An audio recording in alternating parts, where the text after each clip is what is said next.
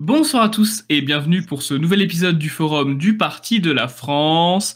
Et aujourd'hui, nous parlerons du continent américain. Il se passe plusieurs choses sur le continent américain, les élections américaines qui approchent. Nous avons également l'élection d'un président argentin qui fait parler de lui. Alors j'ai décidé pour ce soir d'inviter un Américain, quelqu'un qui habite aux États-Unis depuis 2020, si je ne dis pas de bêtises, et c'est comment je pourrais dire, c'est un sympathisant de notre mouvement, c'est même un adhérent du Parti de la France, Arnaud Mail, je ne sais pas si je prononce correctement le nom de famille. Comment allez-vous Arnaud? Est-ce que vous pouvez vous présenter? Moi, c'est Arnaud Mille. Ici, aux États-Unis, ils disent Mile, mais en français, c'est Mille. Et donc, moi, je réside près de Birmingham, dans l'Alabama, depuis l'été 2020. Donc, j'entame ma quatrième année ici aux États-Unis. Et c'est un choix duquel je suis satisfait d'être venu vivre aux États-Unis, considérant l'état de la France pour le moment. Euh, Énormément d'opportunités ici aux États-Unis, spécialement au niveau économique et au niveau fiscal, qui font que c'est un choix que je ne regrette pas. Ah, très bien Arnaud, bien évidemment nous parlerons un peu plus tard de ce qui vous a aussi conduit à ce choix, de comment avez-vous vécu ces 3 dernières années aux États-Unis sous le mandat de Joe Biden, et bien évidemment le sujet de ce soir, qu'en est-il de l'année prochaine de 2024?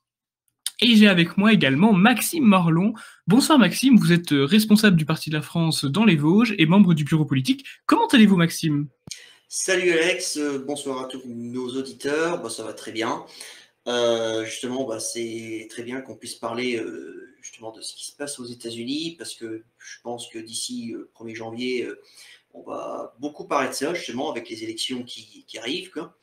Donc en novembre 2024. Donc justement, ce sera l'occasion de faire un point justement avec Arnaud justement qui est bien installé là-bas et il nous dira vraiment ce qui se passe parce que c'est vrai que actuellement en France pour avoir des infos d'autres pays avec entre guillemets le filtre médiatique, c'est très compliqué pour avoir des infos véritables en tout cas. Absolument. Et d'ailleurs, mais commençons directement par là, j'ai envie de vous dire, Arnaud, vu que vous avez connu les deux, vous avez vécu pendant de nombreuses années en France et maintenant vous vivez depuis 3 ans aux États-Unis, est-ce que vous sentez une différence effectivement au niveau médiatique? Est-ce qu'il y a plus de censure en France selon vous? Est-ce que le peuple est plus libre de penser et de s'instruire aux États-Unis qu'en France? Alors, clairement, il y a moins de censure aux États-Unis. Donc ça surprendra personne. Ici, la liberté d'expression est protégée dans le cadre constitutionnel, hein. C'est le premier amendement de la Constitution américaine qui date des débuts du pays, hein, donc des années 1780. Et globalement, même si la plupart des médias américains, on va dire les médias mainstream, sont plutôt en support des démocrates, il existe quand même pas mal de médias de droite, voire très conservateurs. Je pense à Fox News, qui est généralement perçu comme une chaîne très à droite, alors que c'est plutôt de centre droit. Disons que ça dépend un petit peu des intervenants qui sont, mais c'est en général centre droit. Après, vous avez des chaînes ici comme Newsmax sur le câble, qui est clairement conservatrice, ou One American News Network, OAN, qui est aussi très très conservateur.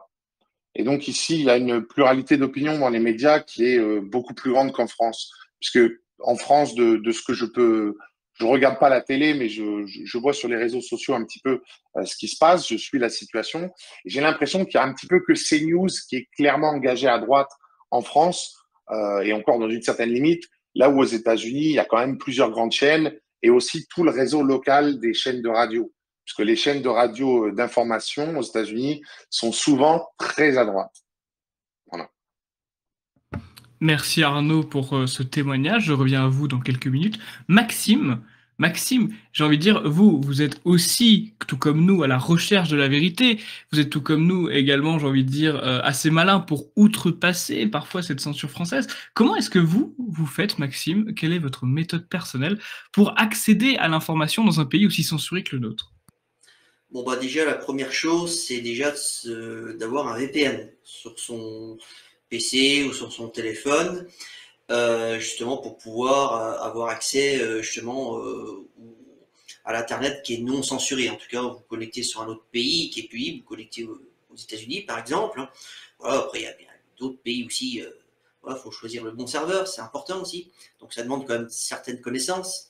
Après, justement, bon, il y a les réseaux sociaux aussi. Je dois dire que le Twitter, depuis qu'il a été, enfin maintenant X, depuis qu'il a été racheté par Elon Musk, permet quand même la diffusion quand même de certaines informations qui n'étaient pas possibles avant, sans se faire censurer ou striker, comme on dit dans le jargon, son profil assez rapidement, quoi.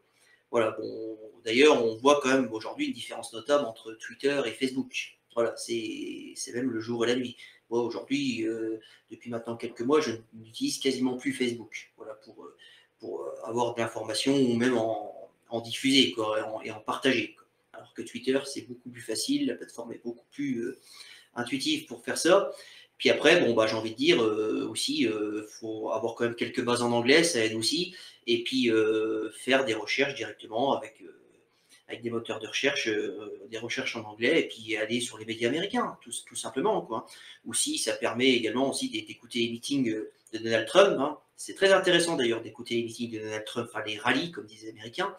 Donc, et des fois, on apprend pas mal de choses, justement. Donc, et ça permet aussi, justement, de faire une synthèse entre ce que disent les médias, entre guillemets, conservateurs, qu'a cité Arnaud à l'instant, et justement ce que dit Donald Trump et même son entourage, quoi. Donc, ça, c'est très important parce que, justement, nous, en France, on s'aperçoit que Donald Trump, je me souviens d'ailleurs quand il avait été élu président des États-Unis en 2016, il est passé par tous les noms d'oiseaux, hein. C'était un guignol, c'était un homme dangereux, c'était un nazi. Enfin, même là, d'ailleurs, on commence à voir les prémices de ça revenir, d'ailleurs, parce que faut dire aujourd'hui, vu l'état des États-Unis, enfin, en tout cas moi de ce que j'en vois depuis la France, et aussi l'image que retransmet les États-Unis internationales avec une véritable momie à la Maison Blanche, quoi. Voilà, même on se demande des fois si on n'est pas dans une fiction, quoi, comme on voit Joe Biden, hein.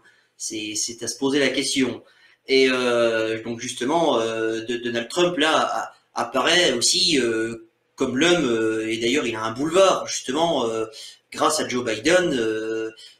Il a un boulevard justement pour occuper l'espace médiatique et diffuser son discours. Et on voit bien que ça gêne énormément les médias occidentaux qui essayent justement de contrecarrer on va dire cette propagande entre guillemets. Mais bon, je pense qu'ils n'y arriveront pas. Et aussi, il faut dire, il y a eu aussi l'avènement d'un journaliste aussi aux États-Unis qui est très connu, c'est Tucker Carlson. Voilà, Tucker Carlson qui fait des millions de téléspectateurs, enfin qui en faisait des millions de téléspectateurs avant qu'il soit viré de sa chaîne de télé, là.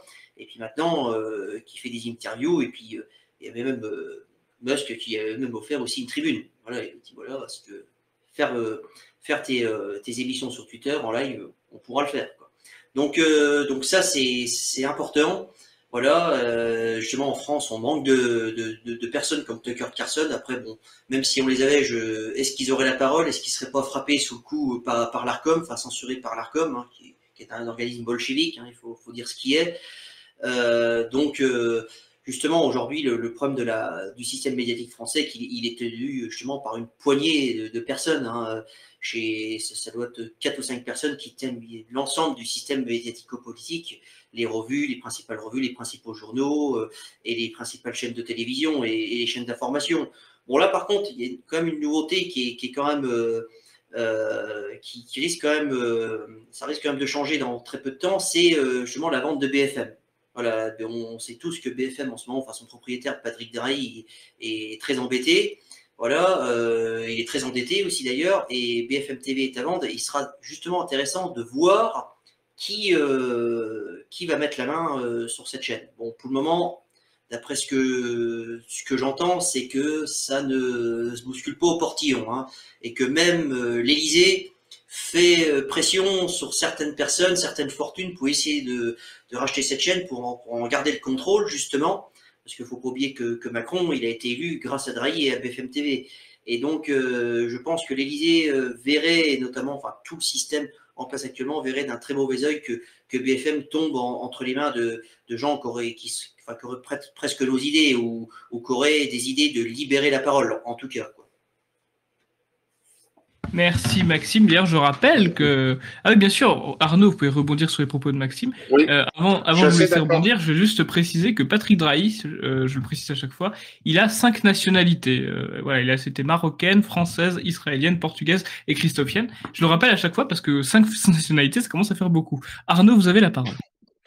Oui, je suis tout à fait d'accord avec Maxime sur le problème des médias en France, c'est qu'ils sont contrôlés vraiment par des oligarques, en fait, et qui achètent ces médias non pas pour faire du profit, mais qui les achètent pour faire de l'influence politique. Et c'est ça qui est différent ici aux États-Unis, puisque même si la plupart des grandes chaînes de télé comme MSNBC ou CBS sont très marquées à gauche, l'idée c'est d'abord de faire du profit.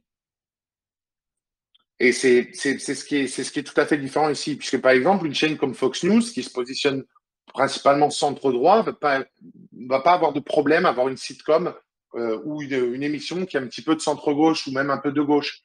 Alors qu'en France, les médias qui sont pour la plupart déficitaires sont vraiment achetés dans un but d'avoir une emprise sur le monde politique. Et donc, je suis tout à fait d'accord avec Maxime. À l'Élysée, ils doivent avoir peur du potentiel repreneur de BFM Télé, parce que si ça venait être quelqu'un, ne serait-ce qu'un petit peu de droite, ça ferait un peu désordre. Surtout qu'il faut rappeler que LCI est la chaîne info la plus ancienne en France, mais LCI était payante. C'était sur le câble et la parabole.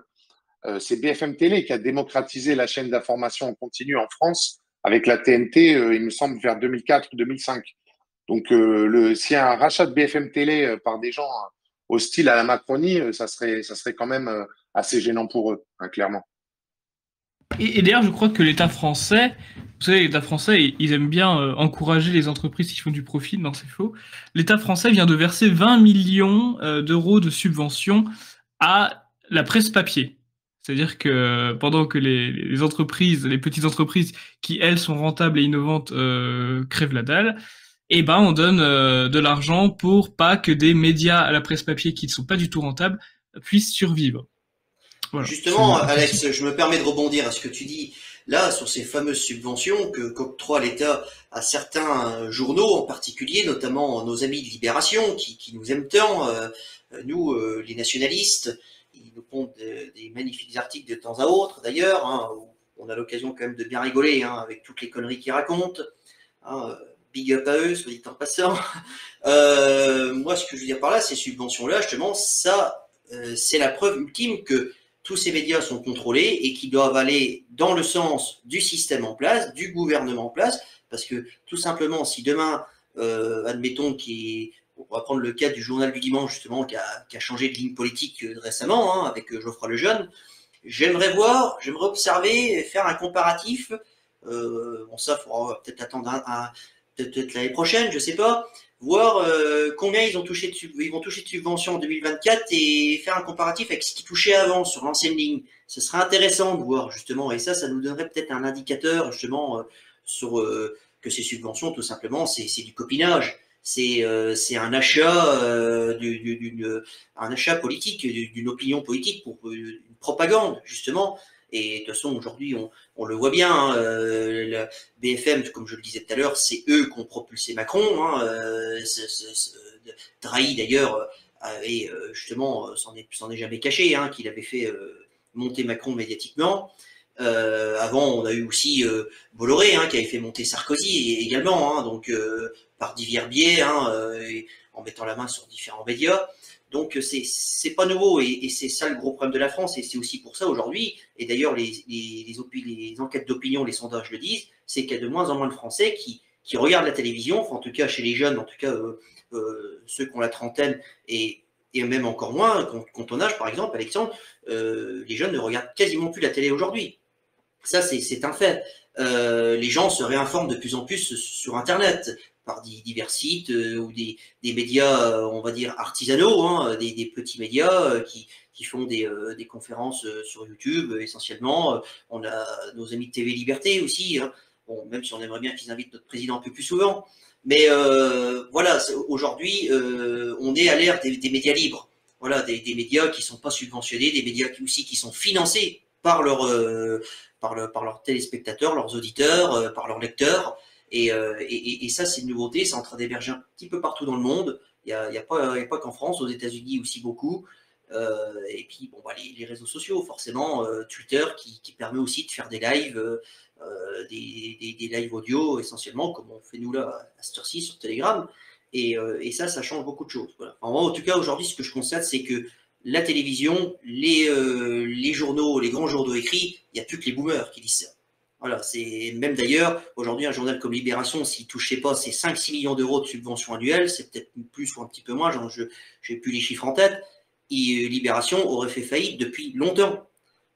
Un journal comme l'Humanité, par exemple, c'est pareil, l'Humanité n'existerait plus depuis longtemps s'il n'y avait pas les subventions de l'État. Donc ça, c'est Les subventions. Oui. Maxime, je rebondis. Les subventions directes, donc du pognon qu'on leur file directement, et les subventions indirectes, parce qu'il faut voir le nombre de mairies de gauche, de médiathèques, de villes de gauche, de préfectures, etc., qui ont 52 abonnements à l'UMA et 38 abonnements à Libération. Évidemment. Parce que quand on sort leur tirage, on dit ils vendent autant de journaux par jour, il faudrait savoir combien de journaux sont vendus à des personnes privées. Parce que je pense que c'est moins de la moitié pour certains de ces magazines et de ces journaux que tu as cités. Ah, mais c'est clair. D'ailleurs, même regarde que, bon, il n'y a pas longtemps, j'ai encore pris l'avion avec notre compagnie nationale Air France. Et ben, quand vous êtes un certain standard de client Air France, standard fidélité, je parle, et ben, vous avez accès à toute cette presse-là de manière digitale, même dans un très gros groupe hôtelier, d'ailleurs aussi français. Quand vous avez aussi un certain niveau de fidélité, ben, vous avez accès gratuitement, d'ailleurs, c'est à toute cette presse-là. Mais bon, bien entendu, moi, je m'en contrefous, mais d'ailleurs, voilà, donc ça, c'est des abonnements qui sont payés, et comme tu le dis si bien, Arnaud, oui, j'aimerais bien savoir sur le nombre de tirages, même sur le nombre de journaux, enfin, le nombre de supports digital, combien sont réellement lus et utilisés, quoi. Voilà, parce que je suis sûr que c'est moins de la moitié, comme tu le dis. Merci vous deux pour vos interventions. On va revenir quand même sur le sujet principal qui est l'avenir du nouveau continent. Alors on va commencer par le sud pour arriver jusqu'au nord, de bas en haut. Vous avez probablement vu le nouveau président argentin qui veut par exemple adopter le dollar, qui veut abandonner le pesos argentin et qui veut supprimer pas mal de ministères également, dont des ministères pas mal inutiles, ne nous en cachons pas. La France est un des pays qui a le plus de ministères et le plus de doublons. Arnaud, vu que vous vivez aux États-Unis, vu que vous vivez avec le dollar, qu'est-ce que vous pensez de ce revirement de l'Argentine? Par rapport à la situation financière de l'Argentine, je pense qu'il faudrait revenir sur l'historique de l'Argentine rapidement au XXe siècle. Au début du XXe siècle, c'était l'un des 5 pays les plus riches au monde. Donc, c'était une grande puissance. Et puis après, avec le socialisme, au fur et à mesure des décennies, c'est un pays qui a été déclassé et un pays qui a fait faillite. Je ne sais plus le nombre de faillites, mais je crois que c'est 5 fois. Enfin, un certain nombre de défauts sur la dette. Le peso argentin aujourd'hui vaut plus rien. Je pense que Maxime pourra me confirmer, mais c'est un petit peu comme la monnaie libanaise. Maintenant, il y a un taux de change officiel et puis un taux de change parallèle face au dollar américain. L'idée, c'est que est-ce que sur le long terme, c'est une bonne idée de dollariser ou pas? Ça, je ne sais pas, mais sur le court terme, ça peut donner une stabilité. Il faut savoir qu'il y a quand même pas mal de pays dans le monde qui utilisent le dollar américain. Je pense notamment au Panama, où les billets, c'est les billets de dollars américains et où on vous rend le change en pièces dans la monnaie locale, le balboa. Et pareil au Cambodge. Au Cambodge, où les gens payent en billets de dollars américains et le change est rendu en monnaie locale. C'est des kips, il me semble, au Cambodge. Donc, je pense que ça peut être une solution à court terme pour stabiliser leur économie. Après, comme je le disais, sur le long terme, il faut voir où va le dollar américain. Et ça, c'est déjà, ça soulève plus d'incertitudes. Merci pour votre réponse. Et vous, Maxime? Maxime, vous avez un avis sur le fait que le président d'Argentine veut passer sur le dollar américain? Alors, dans l'immédiat, oui, je pense que ça donnerait quand même une bouffée d'air frais à l'économie argentine. Après, sur le long terme, sachant que le dollar est quand même en train de perdre de son hégémonie dans les échanges commerciaux mondiaux, je demande à voir. Voilà. Donc, avec l'émergence de la Chine et les autres puissances asiatiques, avec deux systèmes maintenant financiers qui sont pas connectés, hein, notamment qui s'est accéléré avec le conflit en Ukraine, hein, entre l'Ukraine et la Russie, qui on va dire un conflit autant Russie, enfin, en tout cas sur autant axe sino-russe. Donc justement, je demande à voir, parce que justement, on va avoir deux systèmes financiers qui sont déjà en confrontation actuellement, mais dont la confrontation va s'accentuer et devenir de plus en plus féroce. Après, voilà, bon, pour revenir à nos boutons, oui, pour le moment, ce président a raison. Il faut déjà, première chose en Argentine, déjà, c'est casser le socialisme. Parce que, comme l'a dit Arnaud, c'est un pays qui a commencé à péricliter avec l'introduction de politiques socialistes. D'ailleurs, vous remarquerez en France, et ça, Zemmour le disait très très bien dans ses meetings pendant la campagne présidentielle, le déclin de la France, il a commencé quand François Mitterrand est arrivé au pouvoir, avec toute la politique sociale qui a été mise en place. Voilà. Et certes, le regroupement familial et toutes ces choses-là avant, mais ça, c'était au niveau immigrationniste. Mais au niveau économique, c'est le déclin de la France, justement, les premiers déficits gouvernementaux, enfin de déficits budgétaires, ça apparaît sous le mandat de François Mitterrand. Donc ça, c'est première chose. Donc en Argentine, c'est à mettre aussi en corrélation. Et il n'y a pas que ce pays-là. Hein. Il y a de multiples exemples où justement, on a des socialistes qui sont arrivés au pouvoir et qui ont coulé le pays. Voilà, bon, après, il y a d'autres pays, il y a la corruption, comme le Liban, par exemple. Le Liban, c'est beaucoup la corruption. Bon, il y a eu des guerres civiles, le pays a été détruit plusieurs fois. Le fait d'être voisin d'un pays qui fait la une de l'actualité en ce moment, ça aide pas non plus énormément. Voilà, le fait d'avoir aussi un organisme qui, entre guillemets, une organisation armée qui est contrôlée par des puissances étrangères et notamment une énorme puissance régionale qui est l'Iran, ça n'aide pas non plus. Et d'ailleurs, pour ce que Arnaud abordait tout à l'heure, oui, au Liban, il y a un taux de change dollar-livre libanaise officiel qui est à peu près de 1 dollar pour 30 000 livres libanaises. Et actuellement, le taux au noir, c'est 100 000 livres libanaises pour 1 dollar. Donc, vous imaginez pas que vous allez changer 200 dollars ou 200 euros, parce que c'est à peu près les mêmes taux en ce moment, avec la liasse de billets, enfin l'épaisseur de liasse de billets que vous ressortez du bureau de change. Même d'ailleurs, moi, parce que ça, le Liban, c'est un pays que je connais très bien, je m'y rends régulièrement, je changeais même tous les jours. C'est-à-dire, je changeais par tranche de 100 euros. Parce que le taux variait d'un jour à l'autre. Des fois, on pouvait passer la dernière fois que je suis allé, c'était au mois de septembre, on pouvait passer de 80 à 83, enfin, pour 83 000 pour 1 dollar. En espace d'une journée. Donc, je ne sais pas si vous voyez. Donc des fois, c'était plus intéressant de changer au jour le jour. Bon, l'avantage du Liban, c'est qu'il y a des bureaux de change tous les 500 mètres. Mais en Argentine, je ne sais pas ce qu'il en est, mais oui, il y a un taux de change parallèle, effectivement, entre le peso et le dollar.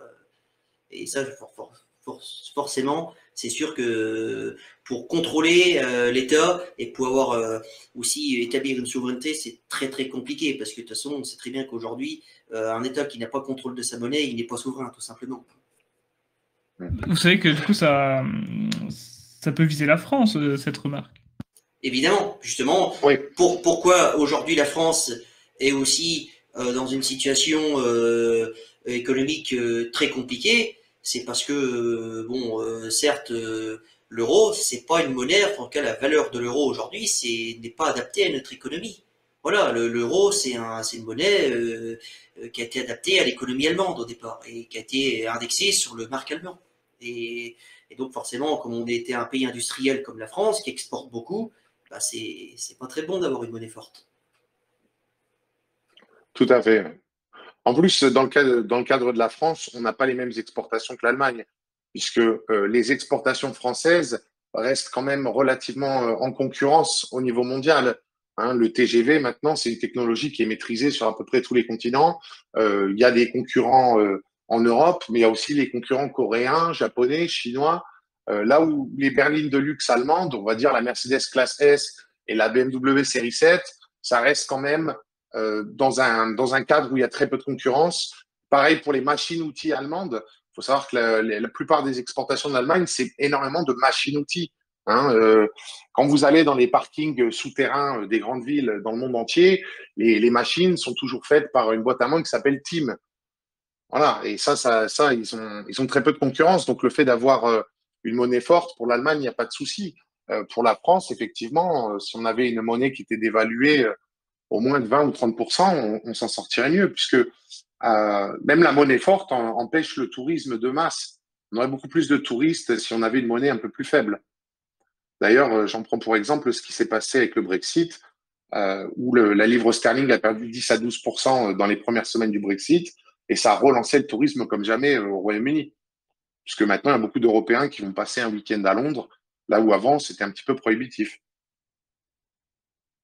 Tout à fait, tout à fait. D'ailleurs, je rappelle que la France est actuellement le premier pays touristique mondial et qu'on ne pourrait faire encore mieux.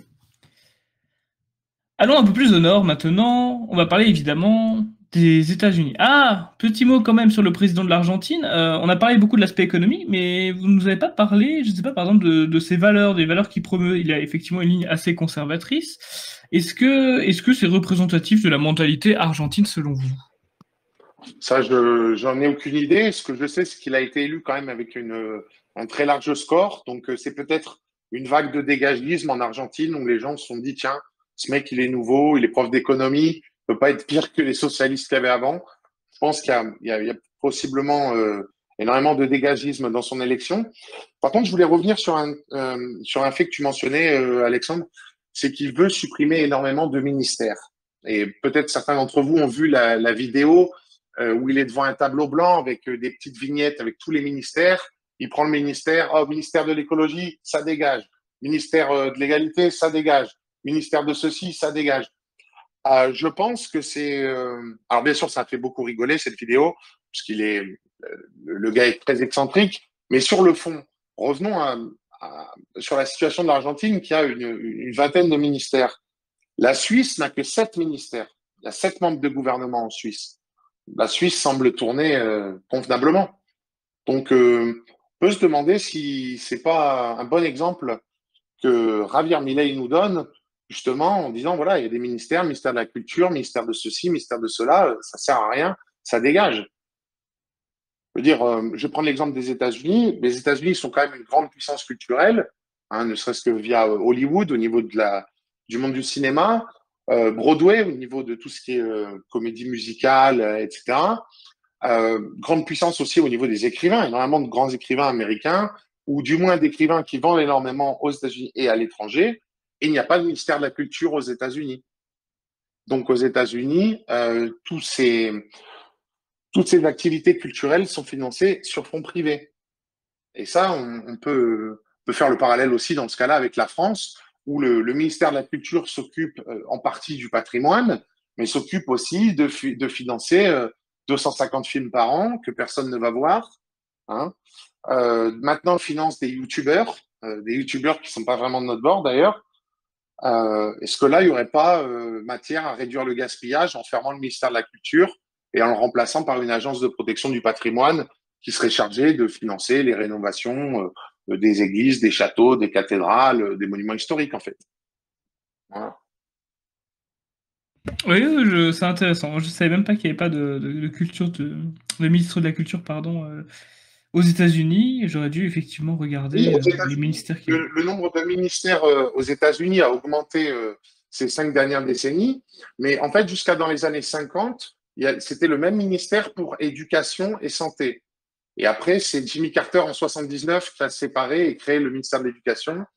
Et depuis, le niveau des écoles aux États-Unis baisse d'ailleurs, hein, puisque on reviendra peut-être ultérieurement là-dessus, mais comme vous le savez, les États-Unis sont un pays fédéral, donc il y a un gouvernement fédéral qui est le niveau 1. Ensuite, il y a les gouvernements des États qui sont le niveau 2. Ensuite, il y a les comtés, donc les comtés qui font à peu près la taille d'un département en France. C'est la subdivision d'un État, donc ça c'est le niveau 3. Et après, ensuite, il y a les municipalités ou pas, puisqu'il y a des endroits où c'est le comté qui administre directement le territoire. Là où je réside, au nord-ouest de Birmingham, par exemple, on est administré directement par le comté, il n'y a pas de mairie. Et donc ça, c'est le niveau 4. Le fait que le ministère de l'Éducation a été créé au niveau fédéral fait que maintenant, il y a des fonds fédéraux qui sont redistribués vers les États et donc vers les comtés pour financer les écoles et les systèmes d'éducation locaux. Et ça se fait en contrepartie. Il y a des contreparties sur ce que les écoles doivent enseigner, etc. Et il y a énormément de gens ici aux États-Unis qui remettent en cause l'existence du ministère de l'Éducation. D'ailleurs, Donald Trump, il y a un mois ou deux, dans un de ses meetings, dans un de ses rallyes, avait mentionné que voilà, le ministère de l'Éducation fédéral, ça allait être supprimé pour rendre le pouvoir et l'autonomie aux États. Eh bien, écoutez, c'est très intéressant. On apprend beaucoup de choses sur les États-Unis. Merci beaucoup, Arnaud, pour votre témoignage. Maxime, vous, qu'est-ce que vous pensez effectivement? Il faudrait-il réduire le nombre de ministères? Et quel ministère auriez-vous dans le viseur à enlever en France? Bon, effectivement, c'est sûr qu'en France, il y a trop de ministères, il y a trop de secrétariats d'État aussi. Faut pas oublier, hein, il y a des sous-secrétariats d'État aussi.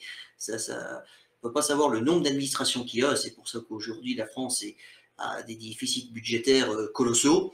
Alors, moi, le premier ministère déjà qui me vient à l'idée de dissoudre, tout simplement, c'est le ministère de l'Éducation nationale. Parce qu'aujourd'hui, le ministère de l'Éducation nationale, c'est devenu le ministère de la propagande et de l'endoctrinement, tout simplement. Hein, il suffit de regarder le nombre de gauchistes qui pullulent dans cette administration. La surreprésentation de gauchistes dans cette administration est absolument honteuse.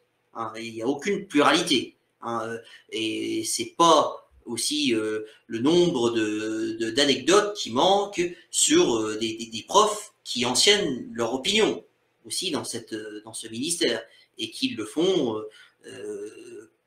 de manière libre, sans être repris, sans être blâmé. Et ça, c'est un gros problème. Et d'ailleurs, aujourd'hui, on est en train de le payer. Je ne sais pas si tu as vu le dernier classement PISA qui est sorti, mais la France, maintenant, je crois, n'est même plus dans le top 20.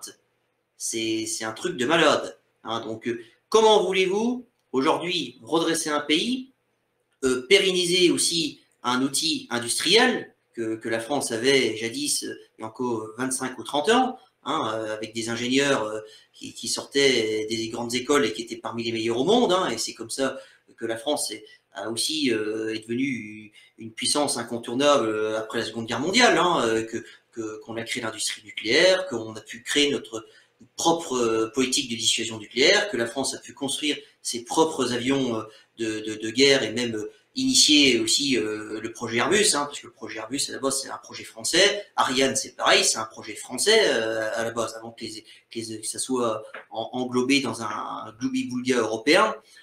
Donc c'est tout ça, c'est à la base c'est français. Les hélicoptères, Airbus hélicoptères, vous avez 80% du catalogue, c'est de la conception française. Ça a été créé par Aérospatiale à l'époque. Voilà, Aérospatiale, c'était purement français. Les missiles, pareil, c'était Aérospatiale, Matra, Thomson CSF pour la partie électronique. Donc, des secteurs que je connais bien, le nucléaire avec, comment dirais-je, Framatome, qui s'appelait déjà comme ça à l'époque, après qui est devenu Areva. Et puis, on a mis une personne aussi à la tête d'Areva qui l'a coulé. Hein, donc, les turbines aussi qui équipent nos sous-marins nucléaires, nos centrales nucléaires, qui sont parmi les meilleures au monde, qu'on a bradé aux Américains et qu'on essaye de racheter aujourd'hui, mais c'est bloqué. Donc, aujourd'hui, comment voulez-vous relever un pays comme la France si justement le niveau scolaire baisse? Moi, quand je vois, pourtant, moi, je suis pas issu d'un profil littéraire, hein, j'ai plus un profil technicien-ingénieur. Quand je vois le niveau d'orthographe des élèves aujourd'hui, même des jeunes qui commencent dans le travail, hein, parce que j'en ai quelques-uns dans ma société, je suis sidéré. Ça me fait peur. Hein. C'est entre l'écriture inclusive, les fautes d'orthographe, même des fois c'est même incompréhensible. Je suis obligé de sortir le décodeur. Donc ça c'est on va dire c'est commun. C'est le même diagnostic qui est commun à tout l'Occident, j'ai envie de dire. Hein. Donc ça va aussi avec toute l'idéologie décadente qui est promeue dans le débat public, quoi. Donc ça c'est très inquiétant. Donc pour moi déjà le premier ministère, déjà celui-là en tout cas, si on le supprime pas, c'est le réformer de fond en comble, ça c'est une évidence. Ministère de la culture, ça c'est clair que ça faut le supprimer. Moi je ferais plutôt un ministère du patrimoine, voilà justement qui, comme dit Arnaud, pour justement préserver notre patrimoine, qui permettrait de rénover nos églises, nos châteaux. Dieu sait qu'on a un patrimoine extrêmement riche en France et qu'il faut préserver. Et c'est aussi ça aussi qui fait l'attractivité touristique de la France. Hein. Tous ces châteaux, tous ces monuments, toutes ces petites chapelles qu'on trouve des fois dans des endroits bien profonds de province. C'est ça qui fait le charme de la France. Moi, qui me rends régulièrement à l'étranger, beaucoup me le disent que la France c'est un joli pays, mais que justement eux aussi font le constat que la France c'est un pays qui est en train de se perdre actuellement. C'est un pays qui est en train de s'auto-liquider lui-même. Et ils sont sidérés par justement la naïveté des Français. Voilà, donc ça c'est c'est une chose, c'est un constat. Et quand on va à l'étranger, justement, toi, je ne sais pas si Arnaud, aux États-Unis, tu as l'occasion de parler beaucoup avec tes compatriotes américains de la France. Bon, je sais que les Américains sont extrêmement centrés sur eux, mais voilà, je pense que c'est à peu près le même constat. Ben, le truc, c'est que les Américains qui voyagent en Europe ont toujours les mêmes remarques. Euh, L'insécurité, parce que ça, même à Paris, les gens se rendent compte. Enfin, je veux dire, quand tu prends le métro à Paris, tu vois des mecs griller du maïs à la sortie de la station de métro. Je pense notamment dans le 18e vers, comment ça s'appelle, la basilique Sacré-Cœur-Montmartre. Bon, les gens voient bien que pour un endroit très touristique, c'est pas très surveillé. Après, un autre truc qui revient, c'est le fait que personne ne parle anglais. Et d'ailleurs, j'ai une anecdote, c'est qu'un de mes voisins, Bill, il est donc américain, il parle couramment anglais et couramment espagnol. Et il m'a dit, mais en France, personne ne parle anglais. Et je lui dis, oui, mais bon, des fois, tu sais, tu peux trouver espagnol. Il dit, ah non, non, je parle espagnol, j'ai trouvé personne non plus. Énormément de difficultés pour le tourisme. Et considérant que le tourisme est une grosse industrie en France, c'est un des derniers trucs qui marche encore convenablement. Je pense qu'il faudrait quand même faire des efforts là-dessus au niveau de la propreté, de la sécurité, et puis au niveau de l'accueil des touristes internationaux. Hein, puisque déjà, s'il y avait dans les secteurs touristiques une maîtrise de l'anglais et ou de l'espagnol, déjà, ça permettrait d'accueillir plus convenablement les visiteurs qui viennent dépenser de l'argent en France. Hein. Faut le rappeler, le tourisme, c'est une très grosse industrie et je sais plus le nombre d'emplois exactement, mais c'est en millions d'emplois quand on compte les emplois indirects. Hein. Ah, déjà, rien que toute l'industrie de la restauration, qui a d'ailleurs été bien atteinte avec le Covid, et c'est d'ailleurs pas pour rien que les mesures qui avaient été prises pendant le Covid, notamment, visaient très bien les restaurants. Hein, donc, et ça visait justement à affaiblir ce pan de l'économie, parce que justement, aujourd'hui, on a un président en France qui le dit à demi-mot, qu'il est là pour démanteler la France, pour l'intégrer dans un gloubi-boulga européen qui est complètement farfelu. Donc, oui, il y a ça. Puis, de toute façon, j'ai envie de te dire, moi, à chaque fois que je rentre de l'étranger, en passant par un aéroport, notamment parisien, celui de Roissy en l'occurrence, j'en ai la boule au ventre. Hein, quand vous arrivez à Roissy, ou même quand vous partez de Roissy pour vous rendre à l'étranger, déjà que vous vous faites fouiller vos bagages par des agents de sécurité marrons, déjà, ça en dit déjà très long sur ce qui se passe dans ce pays. Voilà. Sans oublier les emballeurs de valises à la sauvette. Hein. Donc, toutes ces choses-là. Aujourd'hui, vous avez des touristes qui se font dépouiller sur la route entre Roissy et Paris.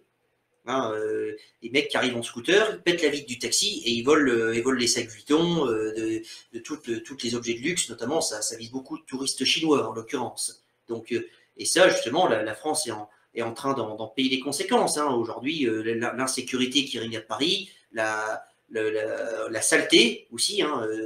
Moi, j'ai été pas plus tard que le week-end dernier dans une capitale du Maghreb. Bah, maintenant, un pays qui a changé de président il n'y a pas très longtemps d'ailleurs, bah, je peux vous dire que c'est plus propre qu'à Paris. J'étais étonné. Hein. J'avais été 2 ans auparavant, c'est vrai qu'il y avait beaucoup d'ordures qui traînaient à droite à gauche. Bah, là, je suis surpris depuis que ce nouveau président est arrivé, c'est beaucoup plus propre. Quoi. Voilà. Même si forcément, on va dire le savoir-vivre des gens de là-bas, c'est pas celui des Occidentaux, ça c'est clair. On en est même très loin. Mais voilà, comme quoi, si on peut faire, comme il y a un effort qui doit être fait, il est fait. Et aujourd'hui, c'est que Paris, tout simplement, est en train de devenir une capitale du tiers-monde. Voilà, et à l'image de la France, qui est en train de se tiers-mondiser, tout simplement. Merci, oui, et puis il y a aussi le fait qu'à Paris, oui, pardon, il y a aussi le fait qu'à Paris, moi j'étais repassé en France une dizaine de jours en février, je suis rentré aux États-Unis le 1er mars 2023. Et ce qui m'a choqué à Paris, c'est que la ville n'est plus fonctionnelle en fait. Moi j'ai pris le Uber 2-3 fois pour me déplacer dans Paris, mais c'est là quoi, ça roule à 30 km/h, il y a des vélos de partout à contresens. Des endroits qui étaient 2 voies, 3 voies, maintenant il y a une piste cyclable, il y a des arbres au milieu de la rue, enfin il y a des voies de bus. La ville n'est plus du tout fonctionnelle, quoi. Donc ça, on reconnaît bien l'œuvre de Delanoë et de Anne Hidalgo. Cette ville n'est plus fonctionnelle, quoi. Si vous voulez traverser Paris à 1 heure de pointe en Uber, c'est dément, quoi. Alors, sans parler du métro, le métro de Paris, qui en plus d'être relativement cher, puisque Paris n'est pas une ville très très grande ni très très dense, hein, comparé à d'autres grandes villes dans le monde, le prix du ticket de métro est quand même relativement élevé en France. Alors, j'ai vu qu'en plus, il va doubler à l'occasion des Jeux Olympiques, ce qui est assez aberrant. Mais bon, en plus, dans le dossier olympique, ils avaient promis les transports gratuits, donc c'est un mensonge en plus. Mais le métro, en plus, est sale et il n'est pas vraiment fonctionnel. Je veux dire, des trucs comme la ligne 13, c'est infernal, quoi. C'est infernal, quoi. Et franchement, ça nuit à la réputation du pays et ça nuit à sa capacité touristique. Et j'en reviens là-dessus, c'est que le tourisme en France, maintenant, c'est une industrie qui est plus grande que l'automobile. Donc, à un moment, c'est une des rares bonnes cartes qui restent dans le jeu de la France. Il faut jouer cette carte à fond, quoi, hein. Et Clairement, hein. justement, Arnaud, toi qui vis aux États-Unis, est-ce que aujourd'hui les villes aux États-Unis, elles sont en train de prendre, même les villes démocrates, est-ce qu'elles sont en train de prendre le même virage que notamment que les villes françaises, et donc Paris avec justement une piétonisation à outrance, des trottinettes, des vélos. Bon, je sais que les Américains aiment beaucoup leur voiture, mais est-ce que aux États-Unis justement on a des réductions de voirie pour favoriser tous ces modes de transport qu'ils appellent des modes de transport doux, mais qui sont pour moi des modes de transport anarchiques? Pas vraiment, pas vraiment, parce que je vais te donner l'exemple de deux villes démocrates. Ben, Birmingham, qui est la plus grande ville de l'Alabama, c'est pas la capitale, hein. La capitale, c'est Montgomery. Mais Birmingham, donc, qui est une ville à majorité démocrate dans un État qui est à 70% républicain. Et pareil avec Atlanta, dans l'État de Géorgie, qui est l'État voisin.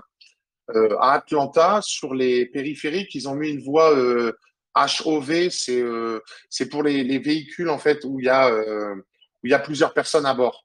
Et donc, si tu es plus de 2 personnes dans la voiture, tu as une voie spéciale sur la gauche qui est généralement plus rapide que le reste du trafic. Ici à Birmingham, il y a eu les Jeux mondiaux, les World Games, qui sont une espèce de comment dire, c'est la compétition la plus importante après, juste en dessous des Jeux Olympiques. Et les World Games devaient avoir lieu en 2021. À cause du Covid, ils ont été décalés à 2022. Et la ville de Birmingham a eu l'idée géniale d'installer une voie de bus qui va de l'ouest de la ville à l'est de la ville, donc en supprimant une voie tout au long du tracé de cette voie de bus. Et bon, en fait, depuis que le World Game est terminé, ils ont réduit le nombre de bus parce que personne ne prend le bus. Et voilà, les voies étaient censées être réservées exclusivement aux bus, mais maintenant tout le monde roule dessus et plus personne ne considère ça comme des voies de bus. Donc non, ici, il y a pas de piétonisation. Alors, les trottinettes électriques, ce fléau existe aussi ici, hein, puisqu'il y a pas mal de petites applications comme Lime ou aussi Uber qui permet de louer des trottinettes électriques. Mais c'est assez bien organisé. En fait, généralement, il y a une place de parking voiture ici ou là qui a sauté pour mettre des trottinettes. Et puis, les gens prennent les trottinettes et ils les déposent à une autre place de parking spécialement prévue à cet effet. Euh, Ici, sur la piétonisation, c'est quand même pas facile de piétoniser des villes américaines, dans le sens où l'urbanisme est différent des villes européennes.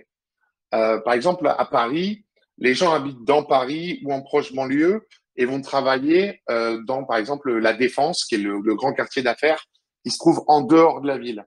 Aux États-Unis, c'est différent. Il y a le CBD, le Central Business District, qui est en gros le quartier d'affaires, comme on dit en français. Et le quartier d'affaires, lui, il est en centre-ville.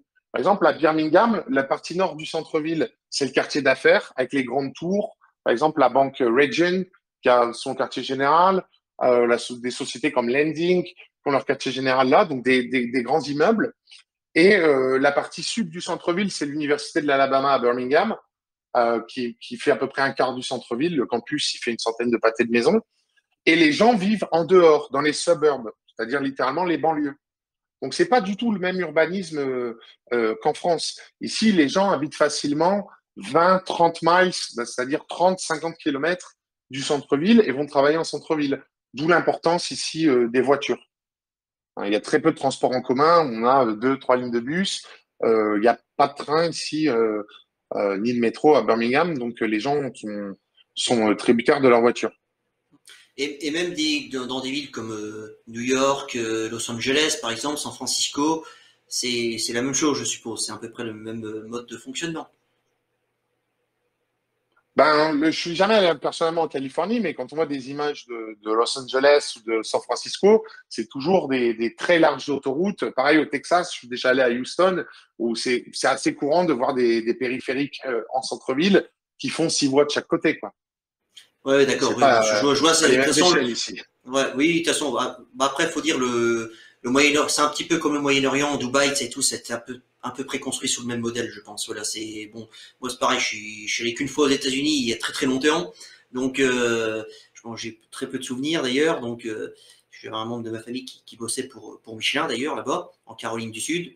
Donc, mais après, oui, sur ce que je vois aujourd'hui, c'est que effectivement, il y a qu'en Europe que on essaye d'importer la ville 15 minutes, comme ils disent, hein, justement. Euh, donc avec des modes de transport qu'ils appellent doux, mais qui en réalité sont justement des modes de transport qui visent justement à exclure le maximum de gens et à faire venir le minimum de gens dans ces villes, quoi. Voilà pour justement ça.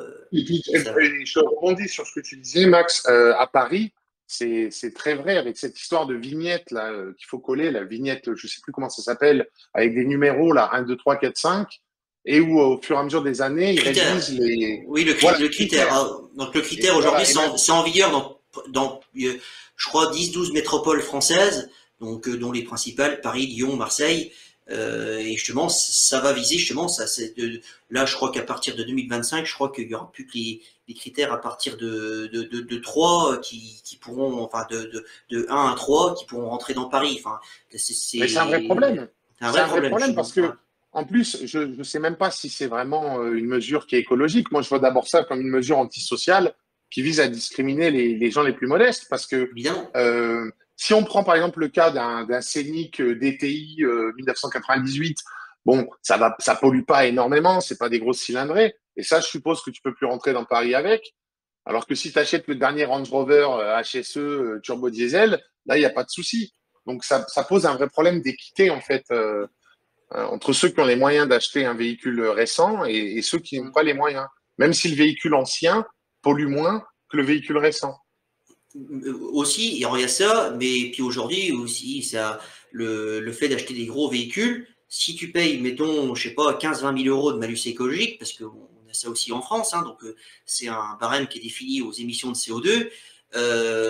Moi, personnellement, je connais des gens dans mon entourage qui, avec des moyens aisés, bah, qui aujourd'hui n'achètent plus de voiture en France. Voilà, moi j'habite une région frontalière, maintenant j'ai de plus en plus de gens dans mon entourage qui font immatriculer leur voiture au Luxembourg ou en Allemagne là où il n'y a pas le malus écologique. Donc, même les gens aujourd'hui qui ont des situations confortables, sur le plan financier en tout cas, même eux, ils sont contre cette politique-là, parce que justement, ils la fuient en achetant leur véhicule ailleurs, justement, en voyageant de plus en plus à l'étranger.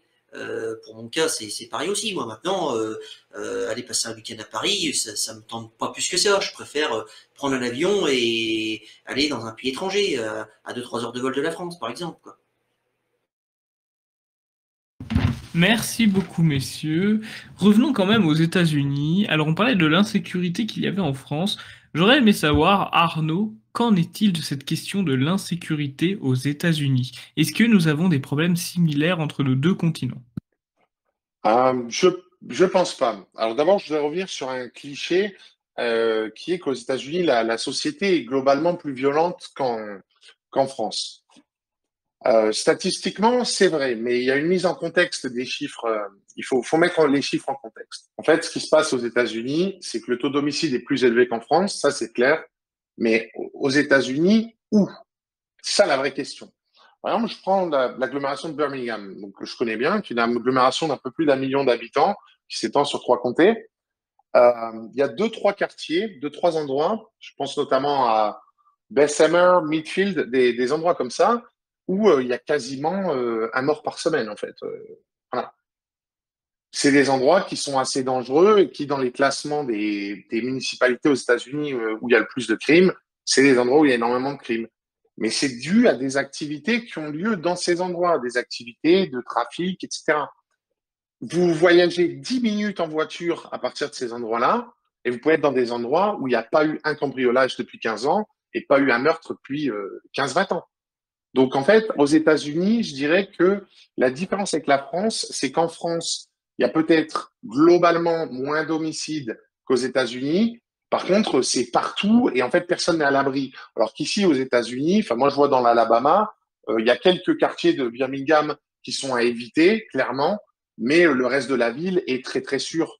Je veux dire, moi, où j'habite à une vingtaine de kilomètres au nord-ouest de Birmingham, ça commence à être semi-rural là où j'habite. Des fois, je sors 1 heure faire les courses, je ferme même pas ma porte à clé, en fait. Tellement je suis en sécurité ici. Il y a aussi, il faut rappeler qu'ici, dans l'Alabama, il y a le port d'armes. Donc ça aussi, si j'ai le temps de développer peut-être 1 minute ou 2 là-dessus, parce que je sais Ah qu'il oui, y a bien sûr. énormément de... Je sais qu'en France, il y a énormément de choses qui sont peut-être mal comprises par rapport au port d'armes. Donc, ce qu'il faut savoir, c'est qu'aux États-Unis, il y a 2 types de ports d'armes. Il y a le concealed carry, qui est le port dissimulé, et il y a le open carry, qui est le port ouvert, donc c'est-à-dire avec un holster visible à la ceinture. Le open carry dans l'Alabama a toujours été légal sans permis. Il suffit d'avoir 21 ans et de ne pas avoir fait plus d'1 an de prison. Donc ça, c'est la loi ici. Le concealed carry requiert un permis et depuis le 1er janvier 2023, il n'y a plus besoin de permis. C'est-à-dire qu'aux mêmes conditions, 21 ans et pas de dossier criminel lourd, en fait. Hein. C'est-à-dire, quand je dis moins d'1 an de prison, ça peut peut-être choquer, mais il faut savoir qu'ici, pour par exemple, conduite en état d'ivresse sans récidive, il y a des gens qui font 7 à 8 jours de prison ici aux États-Unis. C'est assez courant. Hein. C'est d'ailleurs la différence entre prison et jail. Jail, c'est les prisons locales du comté où il y a des gens qui vont 3 jours parce qu'ils n'ont pas payé leur pension alimentaire ou 1 semaine parce qu'ils ont roulé en état d'ébriété, par exemple. Et après, il y a la prison qui est un peu ce qu'on dirait la maison d'arrêt en France où les gens vont pour des peines de long terme. Le fait qu'il y ait ce port d'armes ici aux États-Unis, dans un État comme l'Alabama, il y a sur 4 ou 5 millions d'habitants, il y a facilement 2 millions de gens qui ont une arme à feu à portée de main, soit sur eux, soit dans le tiroir au bureau, soit dans la voiture. Et ça réduit aussi énormément l'insécurité, puisque dans l'Alabama, il y a très, très, très peu de cambriolage. C'est un phénomène qui est quasiment inexistant. Et à vrai dire, les gens qui se font cambrioler sont souvent des gens qui participent à des trafics et qui sont ciblés en tant que tels par les cambrioleurs, si vous voyez ce que je veux dire. Donc, au niveau de la sécurité, ici, c'est quand même c'est très différent d'en France, quoi. Il n'y a pas d'agression gratuite dans la rue pour des clopes, à se prendre des coups de couteau, ce genre de choses. Ça n'existe pas ici. Pareil, j'ai entendu parler du drame de comment ça s'appelle cette petite ville là, avec le jeune qui s'est fait poignarder dans un mariage. Voilà, Crépole. Bon, clairement, ça n'arriverait pas ici, quoi. Ça n'arriverait pas ici parce que à un mariage, bon, il y a une centaine de personnes, disons qu'il y a une cinquantaine d'hommes, il y en a au moins 15 qui sont armés, quoi. Donc, il n'y a pas question de venir déjà s'incruster à la fête de mariage. Il n'est pas question de refuser de partir. Il n'est pas question de revenir avec des couteaux. Clairement, ça n'existe pas, ça, ici. Merci beaucoup Arnaud d'avoir répondu à ma question. J'aurais aimé savoir, vous Maxime, parce que nous parlons du port d'armes aux États-Unis, nous savons que les États-Unis, bon bah c'est même un amendement, effectivement, le fait de pouvoir se défendre convenablement, mais il y a aussi la question de la justice. On n'est pas quand même censé ignorer que la justice aux États-Unis, elle est bien plus ferme et bien moins laxiste qu'en France. Est-ce que, Maxime, pour vous, ce serait un bon moyen de réduire l'insécurité en ayant une justice qui s'inspirerait peut-être du continent américain? Alors, certainement oui. Bon, je suis pas un spécialiste en matière de justice. C'est une question qu'il faudrait poser à notre ami Pierre Nicolas, qui est plus à même à répondre à ce sujet, sur ce sujet en tout cas. Mais après, oui, c'est clair, de toute façon, le problème de la justice en France, déjà aussi, c'est qu'on en revient à ce qu'on disait sur les médias tout à l'heure, c'est qu'elle est aussi politisée, cette justice. Parce que en France, je ne sais pas si c'est le cas aux États-Unis, mais en France, on a des syndicats de magistrats qui sont orientés politiquement et qui le disent de manière ouverte. Voilà. Et ça, c'est scandaleux, ça. Ça, c'est scandaleux. C'est totalement scandaleux. La neutralité. Évidemment. Comment on peut prétendre à une neutralité quand il y a un tiers des magistrats qui est affilié à cette organisation qui est une organisation d'extrême gauche, en fait, hein, je pense qu'on peut le dire. C'est ça, c'est une organisation d'extrême gauche, le syndicat de la magistrature, pour la plus connue, mais il me semble qu'il y en a d'autres. Donc, et c'est là aussi qu'il y avait eu cette affaire du fameux mur des cons, Hein. Je ne sais pas si tu te souviens, Alex, de cette affaire-là, hein, où il y avait des gens connus qui étaient sur ce fameux mur des cons. Et justement, et aussi le syndicat de la magistrature aussi qui fait aussi des brochures, hein, où il expose de manière publique son hostilité aussi aux forces de l'ordre et où ils disent clairement qu'ils seront toujours du côté comment dirais-je, des délinquants au profit des victimes. Carrément. Hein. Et de toute façon, aujourd'hui, il suffit de regarder les peines de prison qui sont prononcées. Souvent, comme dans des affaires comme Crépol, par exemple, hein, je ne sais pas si tu te souviens de l'affaire d'Axel Glorier, par rapport aux faits et à l'horreur des faits assez sordides. Hein, on parle quand même d'une personne qui a été traînée sur 400-500 mètres en dessous d'une voiture. Les gens qui ont fait ça ont pris des peines mais misérables, alors qu'aux États-Unis, ça aurait été la peine de mort sans aucune contestation. Il n'y aurait même pas eu de débat, j'ai envie de dire.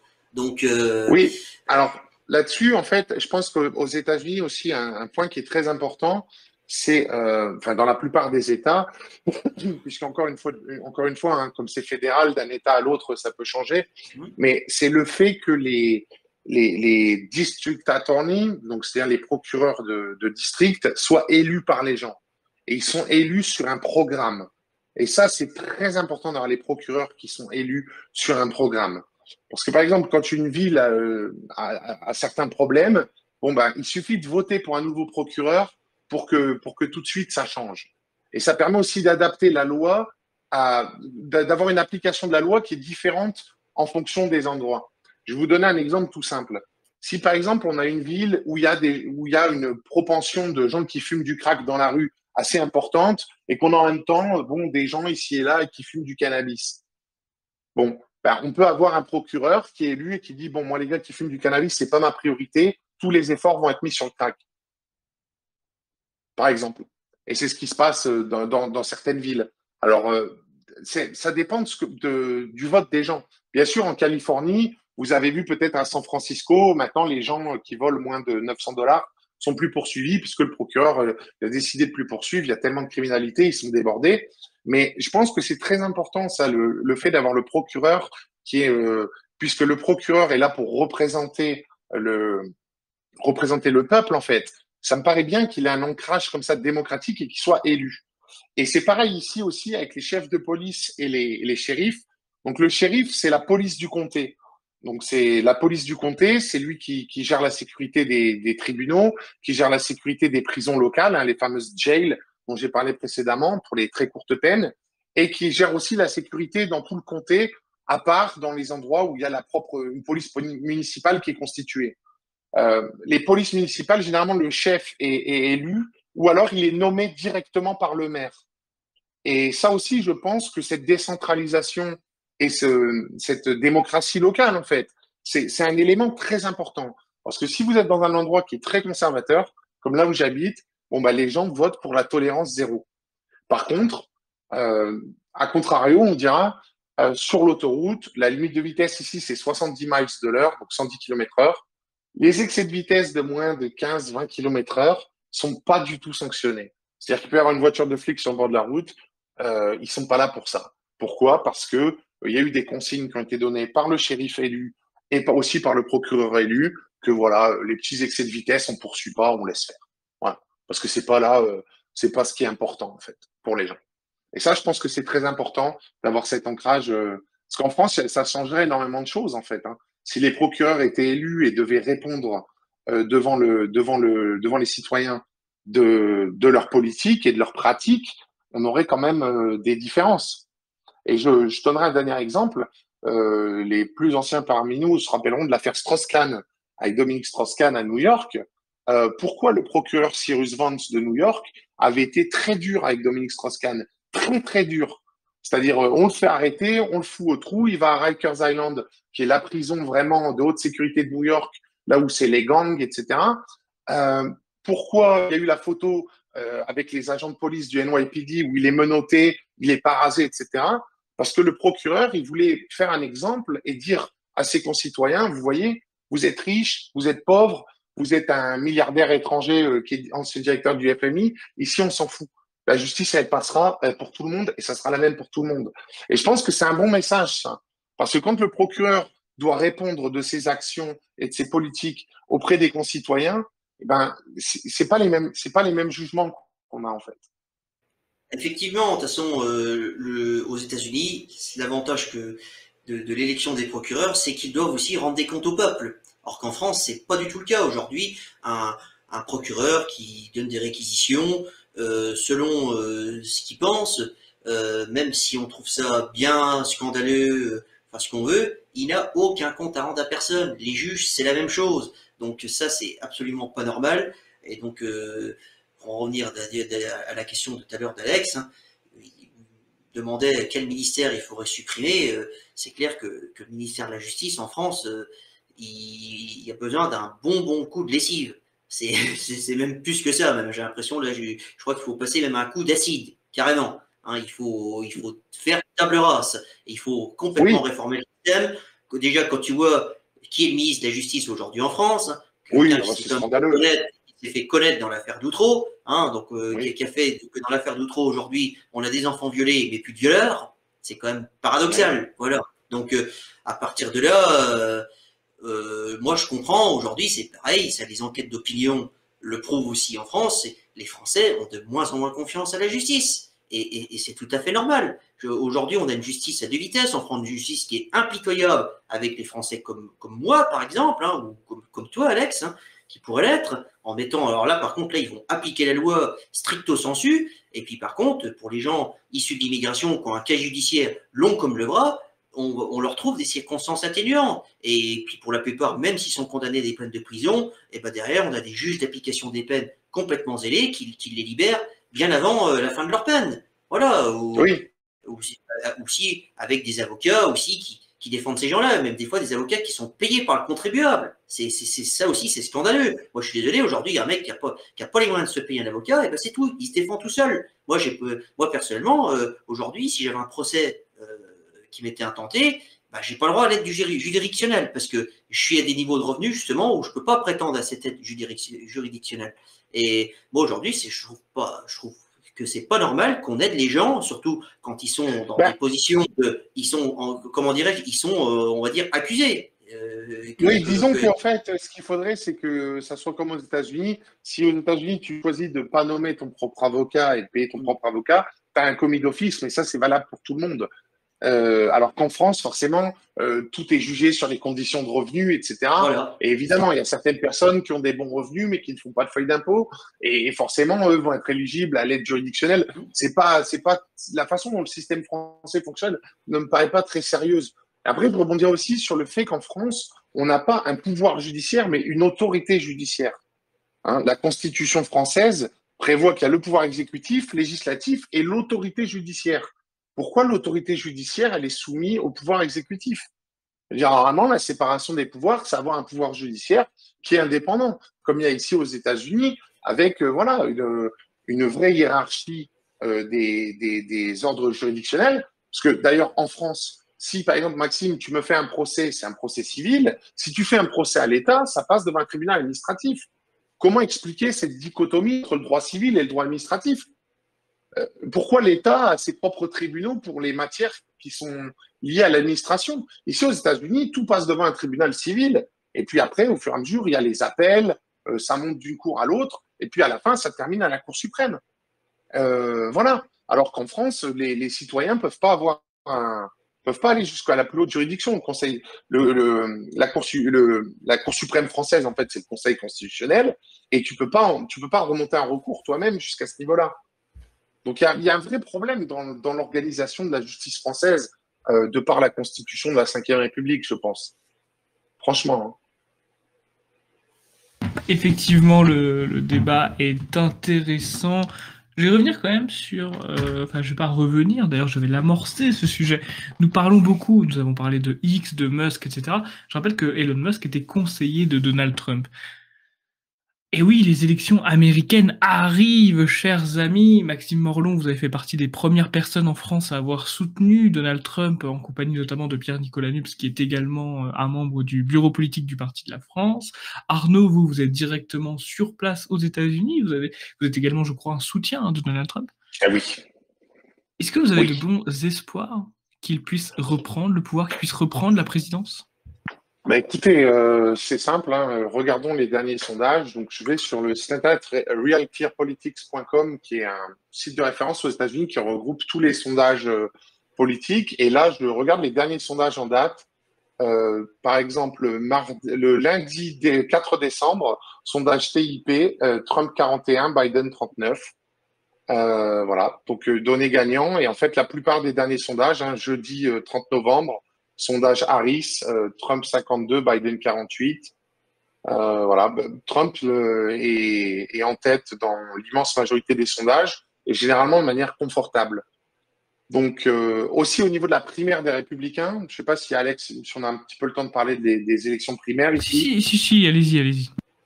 Donc bon, les démocrates ne font pas de primaire puisqu'ils considèrent que Joe Biden est le président démocrate en place, donc il est naturellement amené à se représenter. Donc il n'y a pas de primaire du côté des démocrates. Ça d'ailleurs, je pense qu'on aura des petites surprises parce que je ne suis pas sûr que juste avant l'élection, il n'y ait pas un changement de candidat. Peut-être Biden qui démissionne ou qui renonce à se représenter, ou qui soit remplacé par une personnalité qui a peut-être un petit peu plus de punch. Parce que c'est vrai que Joe Biden, il est un petit peu lent dans ses interviews, tout ça. Il donne pas vraiment l'image d'un président dynamique qui peut assurer 4 ans de plus, clairement. Donc, il y a pas mal de rumeurs ici, éventuellement peut-être le gouverneur de Californie, qui est très démocrate, Gavin Newsom, ou alors l'ancienne première dame, Michelle Obama, qui pourrait le remplacer. Bon, ça, c'est du côté démocrate. Mais du côté des républicains, donc on a la primaire des républicains qui aura lieu en mars. Il y a eu 4 débats déjà entre les principaux candidats. Le dernier était hier soir à l'université de l'Alabama, à Tuscaloosa. Donald Trump n'est venu à aucun des 4 débats puisqu'il considère qu'il est le candidat légitime du camp républicain, ce que les sondages lui donnent raison, hein, puisque là je regarde, j'ai devant moi les derniers sondages, il est au minimum à 60%. Donc il est le candidat légitime des républicains. On a quelques autres candidats qui sont Ron DeSantis, qui est le gouverneur de Floride, qui a fait un très bon boulot comme gouverneur, mais qui me paraît pas vraiment avoir ce qu'il faut pour la présidence. Il y a Nikki Haley, qui est vraiment la branche néoconservatrice du Parti républicain. Pour caricaturer, je dirais que c'est Dick Cheney avec du rouge à lèvres et des talons aiguilles. Hein. Donc, Nikki Haley, qui est l'ancienne ambassadrice des États-Unis auprès des Nations Unies. Comme autre candidat, il y a Chris Christie, qui est gouverneur Bon, c'est un mec qui a aucune chance. Il fait plus ou moins de la figuration. Et sinon, pendant le débat, le 4e candidat qui est resté, c'est Vivek Ramaswamy, donc qui est un jeune multimillionnaire américain qui a fait énormément d'argent dans l'industrie des pharmaceutiques et dans les paiements électroniques, et qui est un profil assez marrant puisque c'est quelqu'un qui est d'origine indienne de l'Inde, hein, j'entends, pas amérindienne, et qui a des positions ultra conservatrices. Et en fait, c'est un petit peu le fils spirituel de Donald Trump et de Javier Milei d'Argentine. Et durant les débats, il était le seul des candidats républicains à dire que si Donald Trump était le candidat du parti, il le soutiendrait. La plupart les autres n'ont pas vraiment de position claire. Hein. On sent que des gens comme Nikki Haley sont prêts à essayer de laisser tomber Trump, peut-être même à essayer de s'aborder un peu sa campagne. Il faut savoir que Donald Trump est très, très populaire auprès de l'électorat républicain. Je vais moi-même une fois par mois en réunion du Parti républicain local, parce que j'ai beaucoup d'amis et de voisins qui y vont, donc quand j'ai le temps, j'y vais. Donald Trump est ultra populaire dans l'électorat républicain, mais il faut savoir qu'au niveau des élites républicaines, ce que Donald Trump appelait le swamp, c'est-à-dire le marécage, ben, il n'est pas, voilà, il n'est pas en odeur de sainteté. Il y a énormément de politiques qu'il a eues durant les 4 dernières années qui n'ont pas vraiment plu. Je pense notamment au niveau international, avec Donald Trump qui essaie de repositionner la géopolitique américaine d'abord dans l'intérêt de l'Amérique. Hein. Et ça n'a pas beaucoup plu. Il faut savoir que Donald Trump, par exemple, certains s'en rappelleront sûrement ici, mais avait menacé l'Allemagne de retrait des troupes américaines d'Allemagne si l'Allemagne ne commençait pas à payer sa part dans l'OTAN et dans l'alliance collective. Donald Trump, c'est quelqu'un qui est assez isolationniste, en fait. Hein. Son slogan de campagne, c'est Make America Great Again, c'est-à-dire rendre ça superbe à l'Amérique, mais c'est d'abord America First, Amérique d'abord. Et ça, dans certaines élites du Parti républicain, ça passe mal.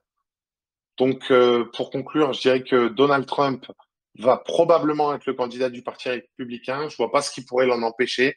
Hein. Il est à 60% pour le moment d'attention de vote chez les républicains à la primaire des républicains. Ce qui veut dire que les autres candidats se partagent les miettes. Hein. Ils sont 5 à se partager 40%. Donc, il a une avance qui est énorme, quoi, qui est même assez exceptionnelle historiquement. Par contre, après, au niveau de l'élection présidentielle de novembre prochain, les sondages montrent clairement que Donald Trump a un avantage sur Joe Biden, un avantage qui me paraît certain. Je connais ici certaines personnes qui sont démocrates et je connais personne qui assume clairement de voter pour Joe Biden à la prochaine élection. Il y a beaucoup qui vont s'abstenir, en fait. Ils vont pas voter pour Trump, mais voteront pas pour Biden. Là où il y a un souci, c'est toutes les affaires judiciaires qui sont en train de coller sur le dos de Donald Trump. Et les dossiers s'accumulent. Et ça, en fait, c'est le seul frein que je vois à Donald Trump, c'est est-ce qu'il va pas être dans l'incapacité, en fait, de se présenter à la présidentielle.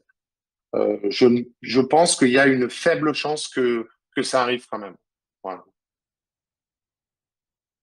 Merci beaucoup Arnaud. Je reviens dans quelques minutes vers vous pour une autre question qui concernera l'engagement politique des habitants aux États-Unis.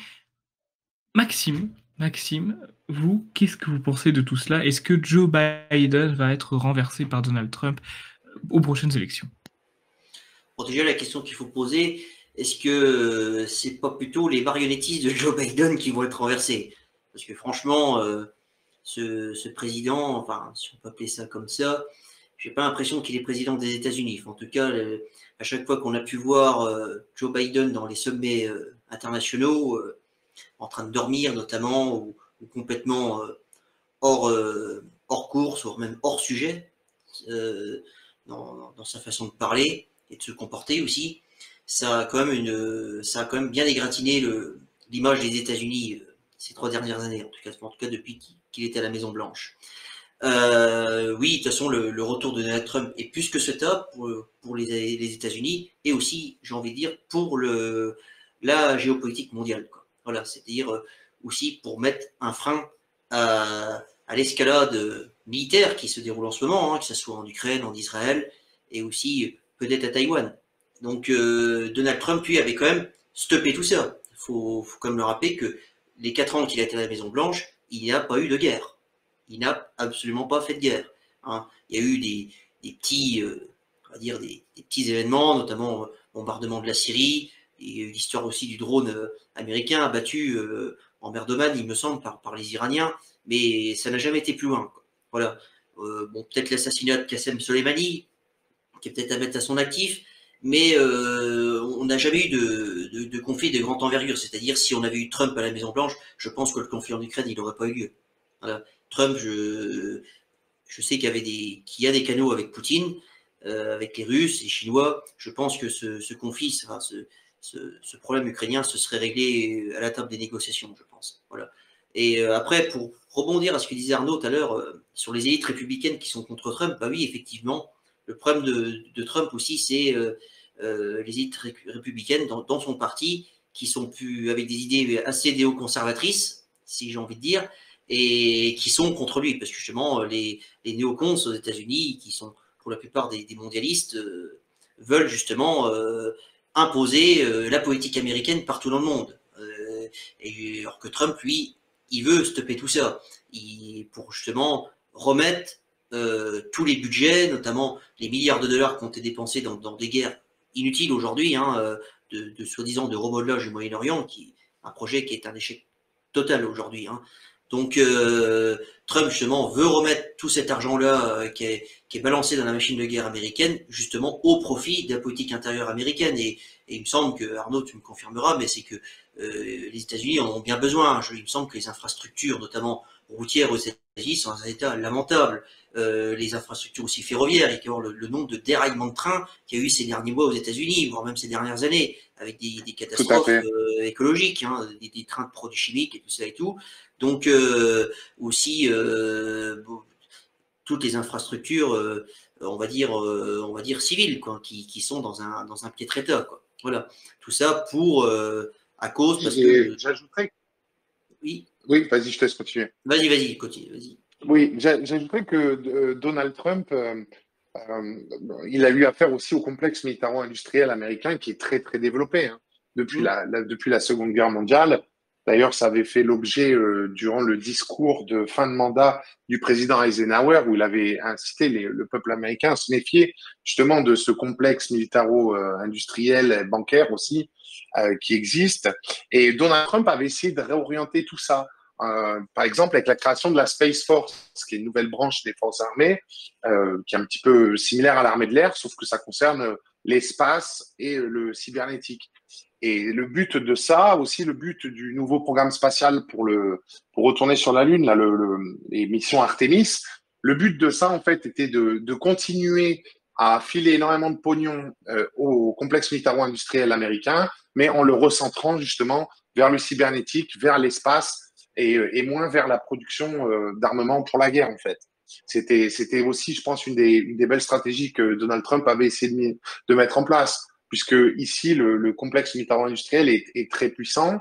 Il faut savoir que les plus grandes industries de ce secteur, comme Raytheon, Lockheed Martin, Northrop Grumman, Boeing, et j'en passe, n'installent pas leurs usines en fonction de la rentabilité, elles installent leurs usines histoire d'avoir une usine dans chaque État, histoire d'avoir un espèce de levier sur les sénateurs de l'État en disant, vous voyez, on a quand même créé des emplois chez vous, etc. Et donc ça, c'est un complexe militaro-industriel que tu peux pas ralentir comme ça du jour au lendemain. Donc Donald Trump avait essayé justement de le réorienter avec justement un regain pour la conquête spatiale avec les missions Artemis qui prévoient des missions habitées vers la Lune à horizon 2028, la création de la Space Force, donc la force spatiale. Tout ça avait pour but de réorienter ce grand complexe militaro-industriel. Et je pense que c'était une très bonne idée. Parce que c'est difficile, en fait, dans un pays comme les États-Unis, avec une industrie qui est très puissante, on ne peut pas couper leur budget du jour au lendemain de 15, 20, 30%, en fait. Et Ouais. c'est là où Trump avait décidé que voilà, maintenant, on allait investir dans le futur de l'Amérique, voilà, le développement de l'espace, le développement du cybernétique. Ça crée des emplois et des opportunités ici aux États-Unis, plutôt que d'investir des sommes folles, hein, puisque pour la guerre en Irak et la guerre en Afghanistan, on est sur un total de 6 trillions de dollars, hein, donc 6 000 milliards de dollars qui sont maintenant dans la dette américaine et pour lesquels les contribuables américains payent les intérêts. Hein. Donc c'est des sommes qui sont colossales. Bah, Qui vont servir. c'est pareil pour l'OTAN. De toute façon, comme il avait semé les Allemands de payer leur participation à l'OTAN en menaçant de retirer tous les effectifs américains présents en Allemagne, c'est parce que justement, il ne voulait plus que les États-Unis soient la vache à lait de l'OTAN. Et d'ailleurs, je pense que Donald Trump, tu me confirmeras, mais je pense qu'il considère que l'OTAN aujourd'hui comme une organisation obsolète. Et ce qui est d'ailleurs le Oui, cas. Hein. Aujourd'hui, c'est surtout une organisation hégémonique qui vise encore à faire peur à certains pays, à imposer justement la politique mondialiste pro-américaine à certains pays. Mais de toute façon, aujourd'hui, l'OTAN, d'ailleurs, avec la défaite qui se profile en Ukraine, va avoir de moins en moins d'influence et fait de moins en moins peur. Car aujourd'hui, on a quand même des puissances en face comme la Russie, comme la Chine sur le plan militaire, l'Inde aussi qui est en train de grandir à vue d'œil, qui justement vont être un contre-pouvoir à cette organisation. Voilà. Bon, je ne sais pas si les BRICS aussi découleront sur une organisation, enfin en tout cas une alliance militaire à terme, mais en tout cas, c'est clair qu'aujourd'hui, l'OTAN, dans sa forme actuelle, avec des puissances déclinantes, va de toute façon, moi je vois à terme quand même l'éclatement de l'OTAN, surtout si Trump revient au pouvoir fin 2024, je pense que je ne donnerai pas beaucoup d'espérance de vie à l'organisation de l'Alliance Atlantique, en tout cas. Oui, mais le truc, le sujet vraiment avec l'OTAN, c'est que l'OTAN, enfin, je sais que c'est des fois mal compris, mais en fait, l'OTAN ne sert pas les intérêts américains, mais sert les intérêts atlantistes. Et les Oui, intérêts atlantistes sont rarement convergents avec les intérêts américains. Je veux justement, dire, c'est pour ça que je parlais Américains, pour mes ça que je parlais de voisins, la par politique exemple, mondialiste pro-américaine. C'est ce que je voulais dire, en fait. voilà, Voilà. parce que Voilà. et ça, c'est quelque chose que des fois, c'est un peu subtil. Les gens ne font pas bien la différence entre les intérêts américains et l'atlantisme. Parce que, un exemple tout simple, hein, au niveau du budget pour financer l'Ukraine, là, depuis le début du conflit en fin février 2022, on est à 250 millions de dollars américains par jour envoyés en Ukraine. Il y a ici, bon, au début, il y avait un battage médiatique qui faisait que bon, les gens avaient une espèce de soutien pour ce petit pays que personne ne connaît trop, qui est attaqué par les Russes. Puis bon, il y avait tout ce, un petit peu un revival de la guerre froide, les méchants Russes, ils sont là, etc. Et maintenant, les gens n'en peuvent plus, quoi. On envoie 250 millions de dollars par jour. Et ça, c'est pas l'intérêt des Américains. Comme tu le mentionnais, ces 250 millions de dollars, ils seraient mieux investis dans les baisses d'impôts, dans le remboursement de la dette ou tout simplement dans le financement de nouvelles infrastructures. Et puis sans Voilà. compter que la guerre aussi en Ukraine impacte fortement les stocks stratégiques des armées de l'armée américaine et aussi des armées occidentales. Hein. Bien Je sûr. crois que l'armée américaine a envoyé quasiment la totalité de ses obus là-bas. Les missiles, pareil pour les systèmes HIMARS, c'est la même chose. Donc, parce que déjà, c'est des missiles très chers déjà à la base, et puis donc l'arme, les États-Unis n'en ont plus tant que ça. Et puis il y a Et eu des puis, conflits avant, Irak, Afghanistan, puis tous les conflits aussi asymétriques à droite à gauche qui ont aussi affecté tous ces stocks d'armement. Et puis l'armée américaine aujourd'hui, c'est surtout une armée, de l'air et puis une force navale. Au lieu d'être une oui, tout grosse à armée fait. de terre comme les Russes, quoi. Donc forcément, c'est pas les mêmes quantités que par exemple l'armée russe, quoi. Oui, puis il y a aussi deux autres soucis avec ce conflit en Ukraine. C'est que d'abord, il y a certaines technologies américaines qui ont été envoyées en Ukraine et qui maintenant sont plus vraiment utilisables, puisque les missiles Javelin anti-char, qui avaient été principalement utilisés contre des pays, on va dire, du tiers-monde, hein, je pense notamment à l'Irak ou à l'Afghanistan, bon, maintenant, les Russes ont un système de contre-mesure contre ça. Donc, les Javelin, maintenant, sont plus à la pointe technologique. Bon, un autre problème aussi, c'est les armes qui sont envoyées en Ukraine. Qui sera l'utilisateur final? Puisqu'on sait qu'en Ukraine, il y a de la corruption, il y a du détournement, et il y a des armes qui sont en train de foutre le camp dans d'autres pays. D'ailleurs, il y a un article de Newsweek, je l'avais ouvert juste avant l'émission, pour pouvoir vous le citer, un article de Newsweek du 15 juin 2023, dont le titre c'est Israël s'inquiète de la présence d'armes américaines envoyées en Ukraine aux mains de l'Iran. Et donc, c'est un commandant de Tsahal, quoi, des forces de défense israéliennes, qui explique que voilà, ils ont des infos comme quoi il y a des armes américaines qui ont été envoyées en Ukraine, qui ont été rachetées par des intermédiaires iraniens, etc., et qui vont finir dans les mains du Hamas et du Hezbollah. L'article date du 15 juin 2023. Vous On a avez vu aussi les événements en Israël en octobre, du 7 octobre. Qu'est-ce qui est sorti comme grosse nouvelle dans les 2 premières semaines du conflit en Israël? Qu'il y avait des armes qui provenaient d'Ukraine. Ah, voilà. Et ça, c'est un vrai problème, parce que c'est j'ai de la lu aussi dissémination. j'ai lu aussi la même chose concernant des fusils sniper de fabrication américaine qui avaient été retrouvés dans une banlieue en France, je sais plus laquelle, mais j'avais vu une coupure de presse qui mentionnait Et ça, ça, c'est qu'ils un avaient vrai souci. voilà, C'est un vrai voilà. souci. Parce que je veux dire, bon, les missiles Javelin qui deviennent obsolètes après un conflit contre un adversaire comme la Russie, qui a un certain niveau technologique, bon, les ingénieurs ici ils vont mettre ça à jour. Dans un an ou deux, le Javelin ou son successeur sera encore au top de la technologie. Mais toutes ces armes qu'on envoie en Ukraine et qui sont détournées et qui font finir aux quatre coins de l'Europe, du Moyen-Orient, etc., on ne sait pas les conséquences que tout ça aura. Et ça, c'est quelque chose aussi qui est, je pense, qui doit nous alerter parce que toutes ces armes-là finiront aussi en Europe de l'Ouest. Hein, comme tu le disais, il y a déjà des précédents, mais où ont terminé toutes les armes de la guerre de Yougoslavie, hein, où ont terminé toutes les armes des stocks stratégiques albanais?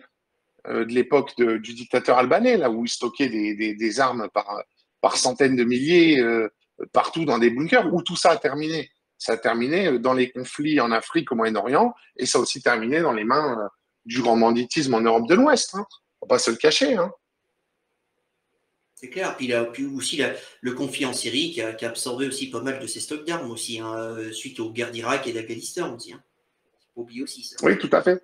Voilà. Eh bien, écoutez, je suis de retour. Je vous ai laissé discuter tranquillement. J'écoutais avec passion. Je me suis transformé en auditeur. Dernière question que je souhaiterais vous poser, Arnaud. C'est dans la mesure où vous avez parlé, par exemple, du shérif, vous avez parlé de positions régaliennes qui étaient des positions élues, c'est-à-dire Oui. où les responsables devaient, comment je pourrais dire, donner des comptes au peuple. Est-ce que vous pensez que ça a un impact dans la mentalité des habitants américains? Est-ce que les Américains sont plus Ah oui. enclins à se sentir impliqués et engagés politiquement et sur les services publics, alors que la Mais tout France, à fait. pas du tout? Ah, mais l'idée, c'est qu'ici aux États-Unis, comme je l'expliquais, j'essaie d'expliquer ça simplement, c'est que tout est décentralisé.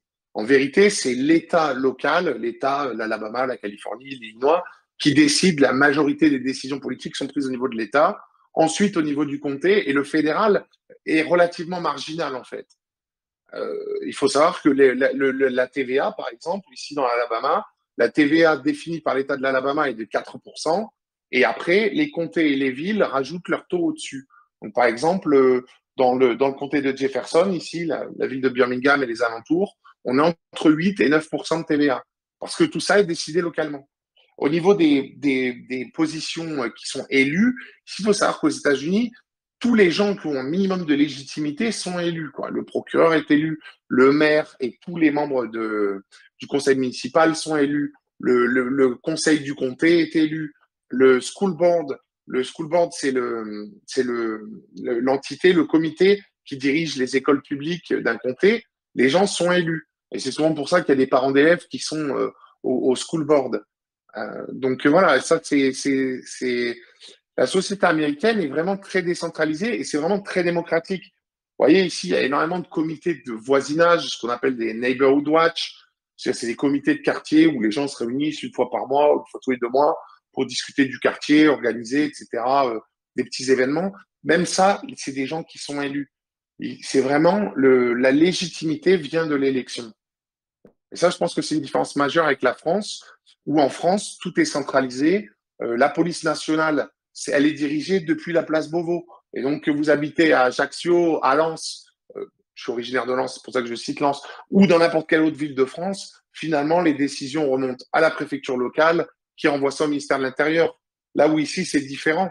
Ici, chaque comté a son propre bureau du shérif avec ses moyens de police. Chaque ville a sa propre police locale. Les États ont leur police d'État, etc. Et tout est décentralisé. Et je pense que ça aussi, c'est quelque chose qui est à considérer. Alors peut-être qu'en France, de par notre culture et notre histoire, une décentralisation intégrale serait pas possible et pas vraiment souhaitable.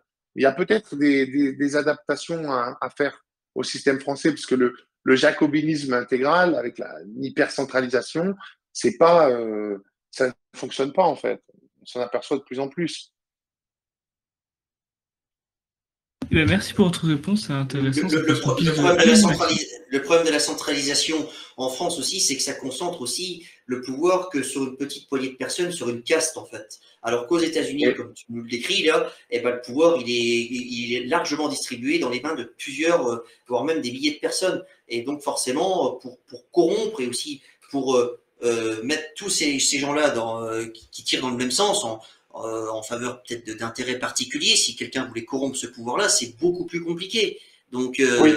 alors qu'en France, c'est très facile. Hein, comme tu le dis, la police, par exemple, bah, oui, elle reçoit directement ses ordres des préfets via la place Beauvau. Et la justice, j'en parle même pas. Hein, donc, justement, c'est ça le gros problème de la France. Et aujourd'hui, quand on est dans un pays comme la France, qui est dirigé justement par des gens qui sont là pour la démanteler, qui sont là pour l'enfoncer plus bas que terre, bah forcément, c'est sûr que ça joue pas pour le petit peuple. Et c'est pour ça que la France va très mal en ce moment, d'ailleurs. Hein, et en plus de ça, rajouter à cela, comme on le disait tout à l'heure, un système médiatique qui est sous emprise de ce système-là. Donc, vous avez tout est contrôlé, en fait. En France, actuellement, tout est contrôlé par ces gens, par une petite caste, et c'est très facile pour eux. Ils n'ont même pas employé des moyens disproportionnés pour le faire. Oui, et j'ajouterais un truc aussi, c'est que au niveau de l'organisation, par exemple, policière ici aux États-Unis, la différence principale avec en France, c'est qu'en France, par exemple, vous avez des contrôles routiers, vous pouvez être arrêté pour n'importe quelle raison, en fait. La police va pas vous donner de raison. Hop, met un coup de gyrophare, vous vous arrêtez, etc. Ici, aux États-Unis, il peut pas y avoir de contrôle s'il n'y a pas une présomption de délit. Par exemple, un gros excès de vitesse, ou par exemple, quelqu'un qui zigzaguerait sur l'autoroute, ce genre de choses. Et ça aussi, c'est très important parce que ça en dit énormément sur la société. C'est qu'ici, comme je le mentionnais précédemment, les petits excès de vitesse sont pas du tout sanctionnés parce que justement, le procureur, il est élu, parce que le shérif, il est élu et que ça va être difficile pour lui de faire campagne. En plus, dans l'Alabama, les shérifs sont élus tous les 2 ans. Donc, en général, le gars est réélu 7, 8, 10 mandats de suite, hein, faut le savoir. C'est difficile d'arriver avec un bilan en disant bon bah moi j'emmerde les automobilistes, je mets beaucoup d'amendes sur la route et je ne fais rien contre la criminalité. C'est très difficile d'être élu dans un contexte comme ça. Hein. Donc le fait que le responsable soit à proximité et qu'il ait une échéance électorale dans l'année ou l'année suivante, ça change aussi énormément de choses. Et voilà, ça c'est vraiment une des principales différences que je vois avec la France. Moi ici, je me suis fait contrôler 2 fois en 3 ans, et une fois c'est parce qu'à un stop, je me suis pas vraiment arrêté, et on m'a mis un rappel, c'est-à-dire qu'en gros, ils gardent le nom dans la base de données pendant 2, 3 ans, et si je le refais, bon ben là, je prendrai une grosse amende. Et la deuxième fois, c'était pour un excès de vitesse et où voilà, j'ai eu une amende. Et alors, comment fonctionnent les amendes ici aux États-Unis? C'est que le policier, il vous donne un reçu avec une date pour venir au tribunal. Ça, c'est la base. Pour n'importe quoi, même un ticket de stationnement, vous avez une date au tribunal. Ou vous reconnaissez votre culpabilité et vous payez l'amende. Et donc, il y a le site Internet et le numéro de téléphone que vous pouvez appeler ou aller sur Internet et procéder au paiement. Et dans ce cas-là, il n'y a pas d'audience au tribunal. Mais par défaut, un ticket, un ticket de parking, une amende de parking, une amende routière, etc., est par défaut contestable au tribunal. C'est aussi dans la procédure l'inverse d'en France, puisqu'en France, vous devez payer l'amende et la contester après. Ici, c'est très différent de par justement, comme je disais, l'élection de tout ce personnel dans l'administration de la police et aussi au niveau des tribunaux. D'accord, bah merci beaucoup Arnaud pour votre réponse. Peut-être que la France devrait s'en inspirer. En tout cas, je pense qu'il y aurait moins de policiers à tous les arrêts de bus à 18h quand il y avait le couvre-feu pour vérifier que tout le monde était bien, était bien chez lui à 18h. Nous allons passer, chers messieurs, si vous le voulez bien, aux questions des auditeurs. Si vous êtes sur YouTube, je vous donne rendez-vous lundi pour les questions des auditeurs. Et si vous êtes sur Telegram, ce qui semble être le cas pour ceux qui m'écoutent actuellement, c'est tout de suite. Donc là, je